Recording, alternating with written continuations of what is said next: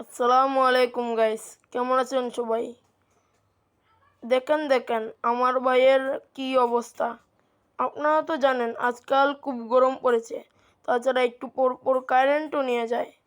তাই আমার ভাই খুব গরমের জ্বালায় সে একটু বাতাস পাওয়ার জন্য ফ্রিজের দরজা খুলে ফ্রিজের সামনে শুয়ে পড়েছে। আপনাদের এই গরমে কার কি অবস্থা তা কমেন্টে জানাবেন।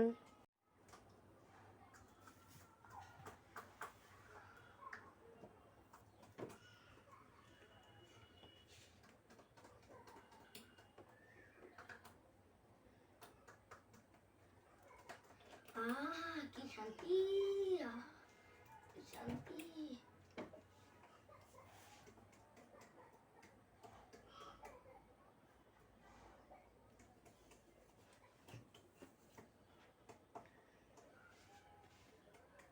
গাইজ, আপনারা দেখতে থাকুন আমার ভাই কি কি করে।